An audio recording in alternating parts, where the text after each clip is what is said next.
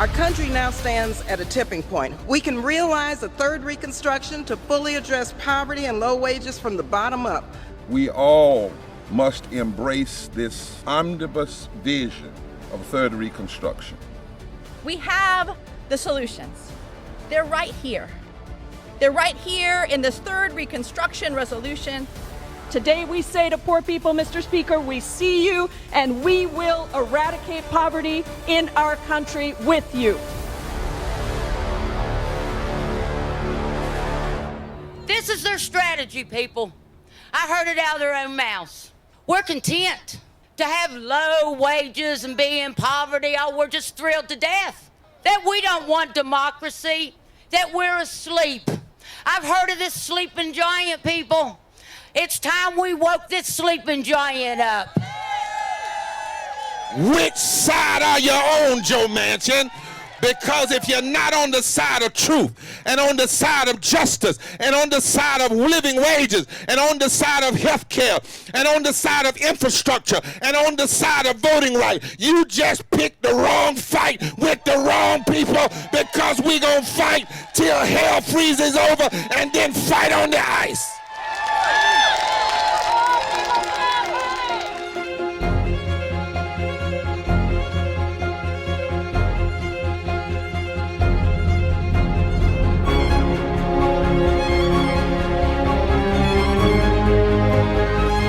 Poor People's Campaign, a national call for moral revival, has come up with a series of demands.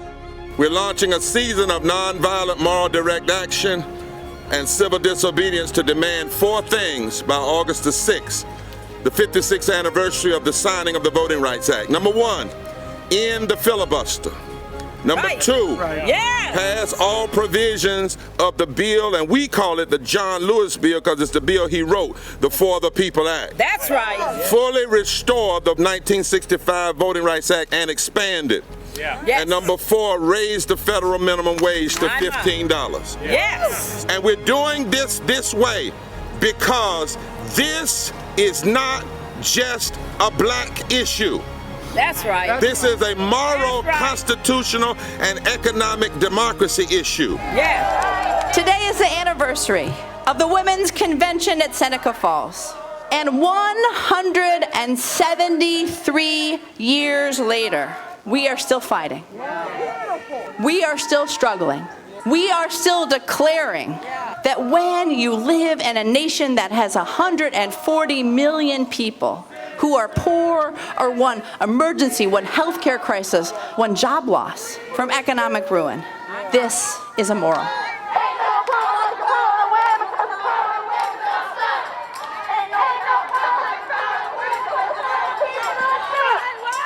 You're currently engaged in illegal demonstration activity. Cease and desist or you will be arrested. This is your 3rd and final warning. Ain't no power like the power of women, cause the power of women won't stop. Ain't no power like the power of women, cause the power of women won't stop. Ain't no power like the power of women, cause the power of women won't stop. Ain't no power like the power of women, cause the power of women won't stop. Ain't no power like the power of women, cause the power of women don't stop. Ain't no power like the power of women, cause the power of women don't stop. What would be some of those key inputs, and how would you determine what do you think should go into a modern measure of a poverty line? Thank you for this question.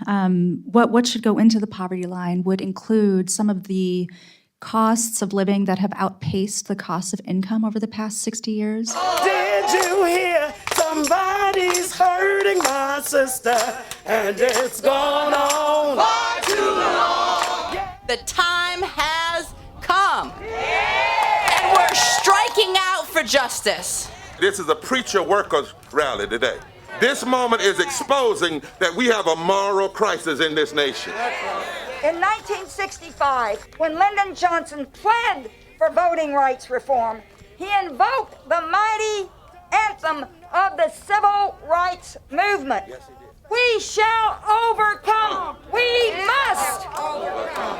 When you lift from the bottom, everybody rises. Everybody rises. Which side are you on? and desist or you will be arrested.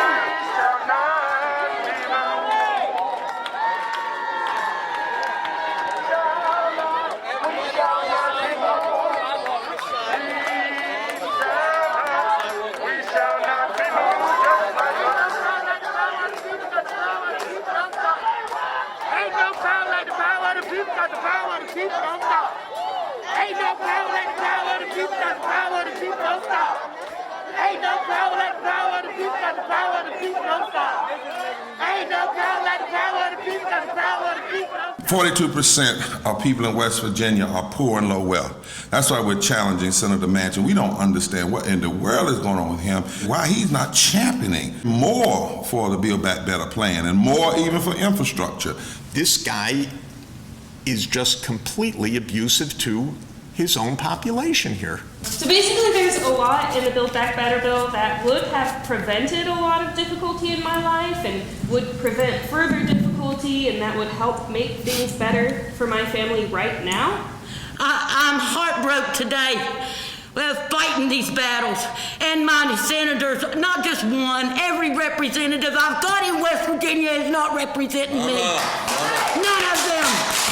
Is it of economic benefit for have a society paying workers more? Is it of benefit to the whole economy to have kids going to good schools and childcare? I mean, is there an economic side of that story, or is it just the right thing to do and we can do it, so we should be doing it? Both. That's why, my God, you should have two senators that are saying nothing but that every day. The cruelty of it is phenomenal. This is life and death. Life and death. Not just dollars. Life and death. Mm-hmm. And even that can't get a rise out of him. There's nothing more important that any of us can be doing today than going down to have this conversation loud and proud and strong with our senator who are to be representing us. So rise up, we're gonna rise up. Rise up, we're gonna rise up. We ain't gonna let nobody turn us around, because the people united will stand our ground. Look at the people, look at all the people they deny. Oh, look at the people. Oh, look at the people. Oh, look at the people. Which side are you on? Which side are you on? You are engaged in an illegal demonstration. If you do not cease and desist at this time and move from the roadway, you